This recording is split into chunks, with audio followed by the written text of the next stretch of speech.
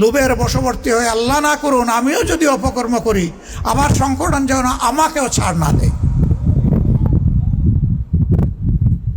সম্মানিত ভাই ও বোনেরা, কেন এ দেশকে যে বড় ভালোবাসি, এ মানুষগুলাকে যে ভালোবাসি, এই ভালোবাসার জন্য দায়িত্ব পালন করতে হয়।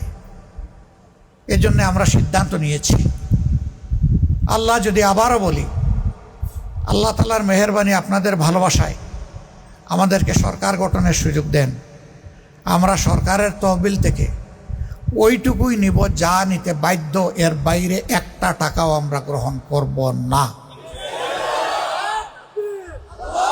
ইতিমধ্যে আমরা ঘোষণা করেছি, আমাদের লোকেরা মন্ত্রী এমপি যদি হয় তাহলে সরকারি বিনামূল্যের অথবা অতি স্বল্প মূল্যের দামি প্লট আমরা একটাও গ্রহণ করব না।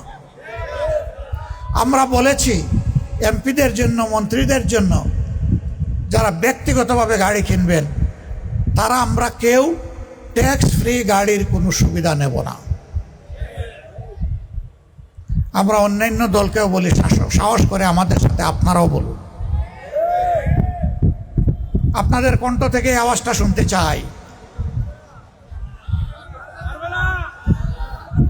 একজন বড় নেতা আমাকে ফোন দিয়ে বললেন, দিলেন তো সর্বনাশ করে। বললাম, ভাই কি সর্বনাশ করলাম? ওই যে এই যে ঘোষণা দিলেন, আমাদের তো ভাই আখেরাতের জন্য, জান্নাতের জন্য রাজনীতি করি না, দুনিয়ার একটু পাওয়ার জন্য করি। এইটাও যদি শেষ হয়ে যায় তাহলে আখেরাতও নাই, দুনিয়াও নাই। আমি বললাম, আমরা তো আপনাদের আখেরাতও সুন্দর চাই, দুনিয়াও সুন্দর চাই।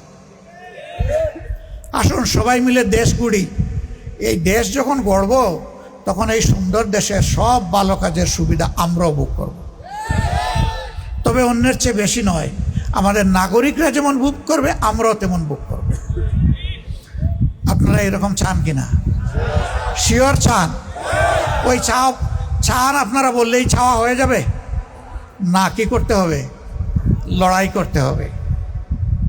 আগামী নির্বাচনে আহারে এই যুবকরা যাদের বয়স এখন 28-30 হয়ে গেছে, তারা তাদের জীবনে একটা ভোটও দিতে পারেনি।